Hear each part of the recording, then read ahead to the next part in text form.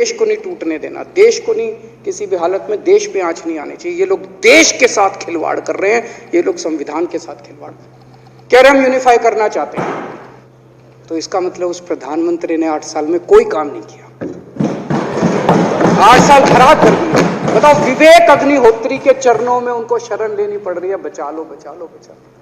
अगर किसी प्रधानमंत्री को कह रहे हैं कश्मीर फाइल्स टैक्स फ्री करो, अरे यूट्यूब पे डाल दो, फ्री हो जाएगी। मोदी जी क्या, इसी सदन के अंदर इन लोगों ने इतनी बेशर्मी, दिमाग पे ताला लगा रखा। इन्होंने कहा वाह मोदी जी वाह, क्या तीनों कानून खराब थे, आपने वापस ले लिया, देश को बचा लिया, कर दिया, अस्पताल ठीक कर दिए। आपके घर में कोई बीमार हो, केजरीवाल दवाई पहुंचाता, मोदी दवाई नहीं पहुंचाता।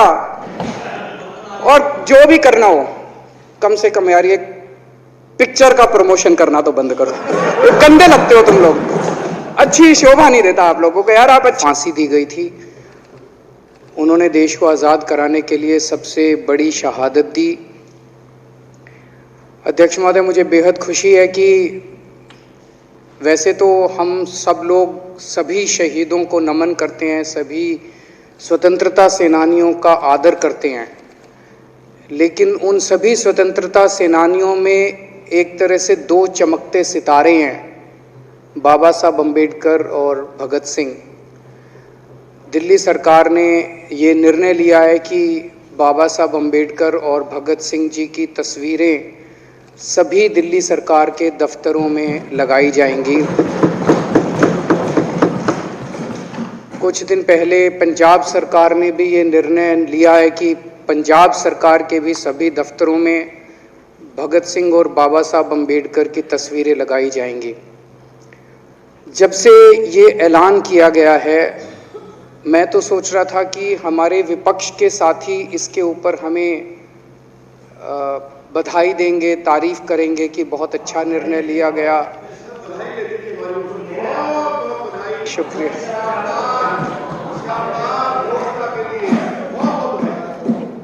लेकिन जब से ये ऐलान किया है कि इतना, यहाँ तो कहने के लिए कह दिया, बाहर एक मिनट मेरे को पूरा, हमें इतना क्रिटिसाइज किया जा रहा है। बीजेपी वाले कह रहे हैं कि बाबा साहब अम्बेडकर और भगत सिंह की क्यों लगाई, सावरकर की क्यों नहीं लगाई, हेडगेवार की क्यों नहीं लगाई। तो मैं कह रहा हूँ भाई, सावरकर की और हेडगेवार की तुम लगा लो। अब देखो, जो बोल रहे थे उसमें तो किसी ने टिप्पणी नहीं की। मैंने कहा भाई सावरकर की बोल रहे हैं, सावरकर की और हेडगेवार की तुम लगा लो, हम बाबा साहब अम्बेडकर की और भगत सिंह की लगा लेते हैं। कांग्रेस वाले चिल्ला रहे हैं, कांग्रेस वाले चिल्ला रहे हैं इंदिरा गांधी की क्यों नहीं लगाई, राजीव गांधी की क्यों नहीं लगाई, सोनिया गांधी की क्यों नहीं लगाई। तो हम कह रहे हैं भाई इंदिरा गांधी की तुम लगा लो, हम तो बाबा साहब अम्बेडकर की और भगत सिंह की लगाएंगे। अध्यक्ष महोदय, मेरे को पता नहीं था ये लोग बाबा साहब अम्बेडकर, ये बाबा साहब अम्बेडकर और भगत सिंह से ऐसी नफरत क्यों करते हैं सारे प्रतिपक्ष के लोग। मैं आपको बताता हूं क्यों करते हैं, और खासकर बीजेपी वाले बाबा साहब अम्बेडकर से इतनी नफरत क्यों करते हैं, मैं बताता हूं आपको। बाबा साहब अम्बेडकर ने संविधान बनाया, मैं बता देता हूं आपको, आप भी सेटिस्फाई हो जाओगे।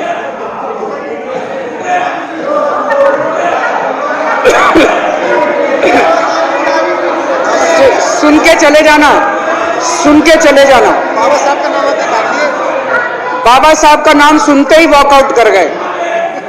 बाबा साहब का नाम भी नहीं सुनना चाहते, बाबा साहब अम्बेडकर का नाम सुनते ही सुन तो लो, सुन तो लो। तो तमाशा, और ये सब कुछ जो इन्होंने बोला वो सच बोला, सुन तो लो।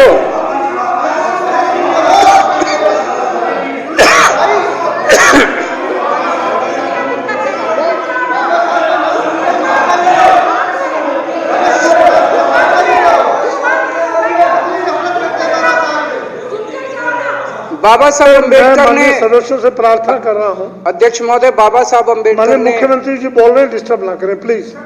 नहीं, ये कोई तरीका, सत्य कौन बोल रहा था, सत्य क्या बिजुली जी ने बोला सब, आप बैठ जाइए। अब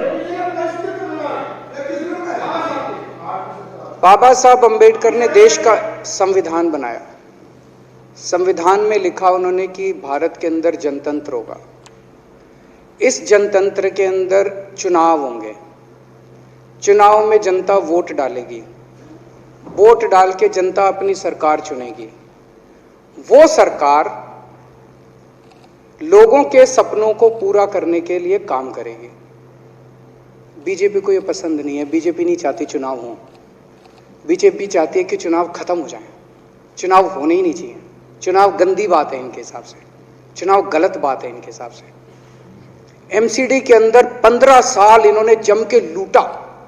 लूटने के सारे दुनिया के रिकॉर्ड तोड़ दिए। गिनीज बुक वालों की मीटिंग चल रही है कि भारतीय जनता पार्टी का नाम आने वाला है गिनीज बुक के अंदर। एमसीडी का और बीजेपी वालों का शानदार इन्होंने परफॉर्मेंस किया है। 15 साल के अंदर इन्होंने लूटने में कोई कसर नहीं छोड़ी। लूटने के बाद जब जनता में त्राही त्राही मच गई, लोग दुखी हो गए 15 साल के इनके शासन के बाद, और जनता ने मन बना लिया कि इस बार इनको मजा चखाएंगे और गुस्सा जाहिर करेंगे। चुनाव आयोग ने ऐलान कर दिया कि हम आज शाम को 5 बजे 9 तारीख को 9 मार्च को शाम को 5 बजे आज चुनाव की डेट्स की घोषणा की जाएगी। 4 तारीख को प्रधानमंत्री के दफ्तर से फोन जाता है, चिट्ठी जाती है चुनाव कमिश्नर को, चुनाव रद्द कर दो। पूरी दुनिया के अंदर आज तक ऐसा नहीं होगा कि प्रधानमंत्री सीधे सीधे चुनाव कमिश्नर को फोन करके और चिट्ठी लिख के कहते हैं कि चुनाव रद्द कर दो। इसलिए ये नफरत करते हैं बाबा साहब अम्बेडकर से। ये कहते हैं बाबा साहब अम्बेडकर नहीं होता तो जनतंत्र नहीं होता इस देश के अंदर। कल एक बीजेपी का बड़ा नेता मिला, बोला जी मैंने तो अपने बीजेपी के बड़े नेताओं को बोल दिया ये चुनाव का चक्कर छोड़ो, एमसीडी में भी एनडीएमसी जैसा कर दो। मैंने कहा इसका क्या मतलब? वो बोले जैसे एनडीएमसी में चुनाव ही नहीं होते, एनडीएमसी में केंद्र सरकार नॉमिनेट कर देती है, बोले जी एमसीडी में भी यही हो जाना चाहिए।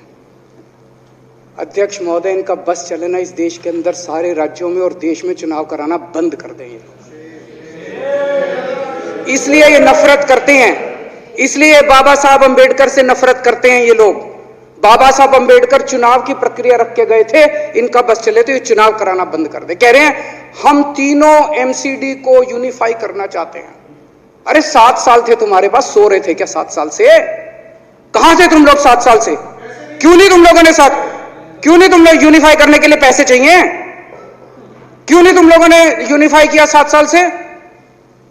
चुनाव के 1 घंटे पहले तुम लोग चिट्ठी लिख रहे हो,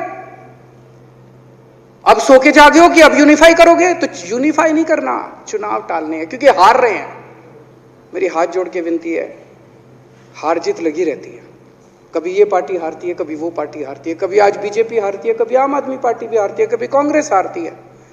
देश बड़ा है, देश की सोचो। आज आम आदमी पार्टी है, कल आम आदमी पार्टी हो सकता है ना हो। आज बीजेपी है, कल बीजेपी हो ना हो। आज केजरीवाल है, कल केजरीवाल नहीं होगा। आज मोदी जी हैं, कल मोदी जी नहीं होंगे। कोई बड़ा नहीं है, देश बड़ा है, मुल्क बड़ा है, कौम बड़ी है, समाज बड़ा है। देश को नहीं झुकने देना, देश को नहीं टूटने देना, देश को नहीं किसी भी हालत में देश पे आंच नहीं आनी चाहिए। ये लोग देश के साथ खिलवाड़ कर रहे हैं, ये लोग संविधान के साथ खिलवाड़ कह रहे हैं। हम यूनिफाई करना चाहते हैं। इन्होंने एक चिट्ठी लिख दी चुनाव आयोग को कि हम तीनों एमसीडी को यूनिफाई कर रहे हैं, इसलिए चुनाव टाल दो। चुनाव आयोग ने चुनाव टाल दिया। कल को दिसंबर में गुजरात के चुनाव हो रहे हैं। अब जनता कह रही है ये गुजरात हारेंगे। अब अगर ये गुजरात हारेंगे तो ये 10 दिन पहले चिट्ठी लिख देंगे चुनाव आयोग को कि भाई हम गुजरात को और महाराष्ट्र को एक कर रहे हैं, इसलिए गुजरात के चुनाव टाल दो। गुजरात के चुनाव टल जाएंगे। अगली बार ये लोकसभा हारेंगे, चिट्ठी लिख देंगे जी ये पार्लियामेंट्री फॉर्म ऑफ सिस्टम बड़ा खराब है, हम प्रेसिडेंशियल फॉर्म ऑफ सिस्टम ला रहे हैं, संविधान बदल रहे हैं, चुनाव टाल दो। चुनाव टल जाएंगे। ये क्या मजाक बना रखा है इन्होंने, नौटंकी कर रखी है इन्होंने। भारत जनतंत्र है, देश ये बर्दाश्त नहीं करने वाला जो इन्होंने नौटंकी कर रखी है। कहते हैं हम दुनिया की सबसे बड़ी पार्टी हैं, हम तो जी दुनिया की सबसे छोटी पार्टी हैं। फिर भी डर गए तुम लोग।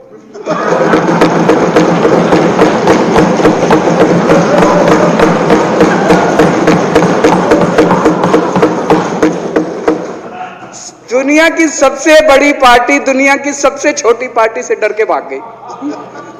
क्या कायर हो यार।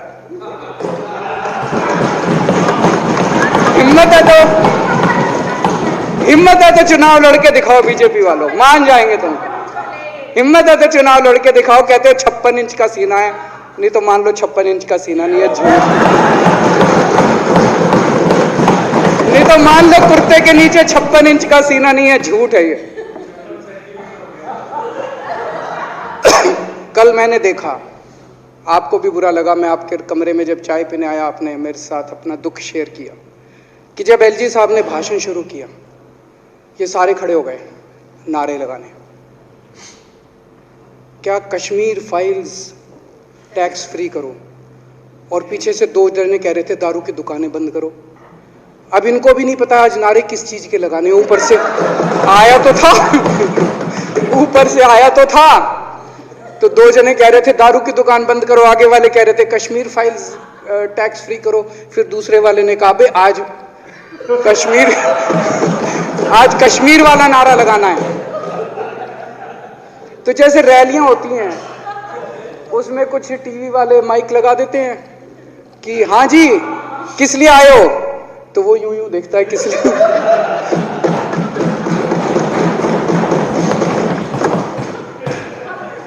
क्या हाल बना दिया इनका। इसलिए थोड़ी राजनीति में आया था, इसलिए थोड़ी राजनीति में आए थे। एक पिक्चर आई थी बंटी और बबली, उस पिक्चर में एक सीन था, कुछ लोग एक नेता के घर के सामने जाते हैं, हमारी मांगे पूरी करो, हमारी मांगे पूरी करो। नेता बाहर आता, कहता क्या मांगे हैं, तो सारे एक दूसरे की तरफ, उनको पता ही नहीं क्या मांगे। आज सारे देश की सारी भारतीय जनता पार्टी एक पिक्चर के पोस्टर लगा रही है गली गली में जाके। पूरी सारी भारतीय जनता पार्टी देश में एक पिक्चर के पोस्टर लगा रही है। इसलिए राजनीति करने आए थे, पिक्चरों के पोस्टर। अपने बच्चों को क्या जवाब दोगे? घर जाके बच्चे पूछेंगे पापा क्या काम करते हो? पिक्चरों के पोस्टर लगाता हूं।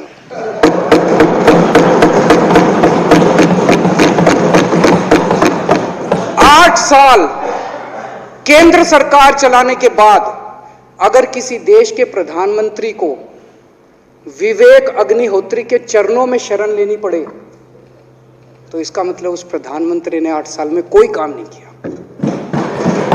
8 साल खराब कर दिए। बताओ, विवेक अग्निहोत्री के चरणों में उनको शरण लेनी पड़ रही है, बचा लो बचा लो बचा लो। अगर किसी प्रधानमंत्री को कह रहे हैं कश्मीर फाइल्स टैक्स फ्री करो, अरे यूट्यूब पे डाल दो, फ्री हो जाएगी। टैक्स फ्री क्यों करा रहे हो? इतना ही तुमको शौक है, विवेक अग्निहोत्री को बोलो यूट्यूब पे डाल देगा, सारी पिक्चर फ्री है, सारे जने देख लेंगे एक ही दिन के अंदर। टैक्स फ्री की क्या जरूरत है? यूट्यूब पे क्यों नहीं डाल? कल एक मैंने अखबार में पढ़ा, हरियाणा के अंदर एक भारतीय जनता पार्टी का ही एक एमएलए था, उसने कहा आज मैं पार्क के अंदर इसकी फ्री स्क्रीनिंग करूंगा। तुरंत विवेक अग्निहोत्री का ट्वीट आया खट्टर साहब के, खट्टर साहब देखो ये फ्री में कर रहा है, इसको बोलो टिकट लेके करेगा। भाई साहब, कश्मीरी पंडितों के नाम पे कुछ लोग करोड़ों रुपए कमा रहे हैं, और तुम लोगों को पोस्टर लगाने का काम दे दिया। आंखें खोलो, क्या कर रहे हो तुम लोग? वो करोड़ों कमा गया, कश्मीरी पंडितों के नाम पे करोड़ों कमा गया, और तुम लोग पोस्टर लगाते रह गए। क्या हाल बना दिया तुम लोगों का यार। आंखें खोलो तुम लोग।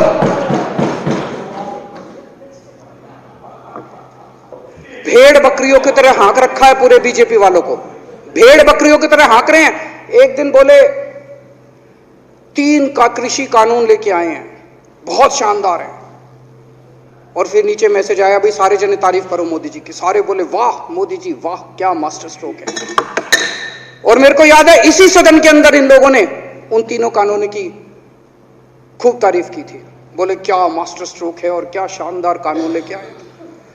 1 साल के बाद फिर आया भाई 3 कानून वापस ले लिए, बोलो फिर तारीफ करो मोदी जी की, भाई कानून बेकार थे मोदी जी। क्या इसी सदन के अंदर इन लोगों ने इतनी बेशर्मी, दिमाग पे ताला लगा रखा, इन्होंने कहा वाह मोदी जी वाह, क्या 3 कानून खराब थे आपने वापस ले लिया, देश को बचा लिया। क्या मास्टर स्ट्रोक, ये क्या हाल बना दिया आप लोगों का यार। फिर थोड़े दिन बाद बोले भाई दारू की दुकानों के खिलाफ करो, फिर सारे जने दारू की दुकान बंद करो, दारू की। अब दारू ठीक हो गई दिल्ली में? आजकल तो शोर नहीं करते तुम लोग। अब कश्मीर फाइल आ गई, पहले कृषि कानून, रोज काम दे रखा है तुमको, कुछ ना कुछ ऊपर से आ जाता है, काम दे रखा है। अब दारू की दुकानें। मेरा एक ही निवेदन है मेरे बीजेपी के साथियों से, आप तो अपने ही हो, आप तो सब अपने, मेरे छोटे भाई, बड़े भाई, बिदुरी साहब तो बड़े भाई है मेरे, आप तो सारे अपने हो यार। थोड़ा सा देश के बारे में सोचो यार, थोड़ा देश के बारे में सोचो। हिटलर भी जो था वो कम से कम अपने चमचों को नौकरी देता था, रोजगार देता था। इतिहास उठा के पढ़ो, उसने रोजगार तो दिया था। इन्होंने क्या दिया आपको? आपके बच्चों को नौकरी दी? आपके घर में कोई खाने पीने का इंतजाम करा? आपकी बिजली का इंतजाम करा? केजरीवाल काम आता है आपके भी घर की बिजली फ्री कर रखी है। दिल्ली के 12 लाख बच्चों को नौकरी दी है मैंने, स्कूल ठीक कर दिए, अस्पताल ठीक कर दिए। आपके घर में कोई बीमार हो, केजरीवाल दवाई पहुंचाता, मोदी दवाई नहीं पहुंचाता। केजरीवाल काम आया। मैं बीजेपी के सारे कार्यकर्ताओं से कहना चाहता हूं, थोड़ा सा दिमाग खोलो। बीजेपी के सारे सपोर्टर्स को कहना चाहता हूं, थोड़ा सा दिमाग खोलो। ये भेड़ चाल बंद करो, भेड़ बकरियों की तरह हाँक रहे हैं ये आपको, ये सब बंद करो। दिमाग खोल के सारे जने बीजेपी छोड़ के आम आदमी पार्टी में आ जाओ।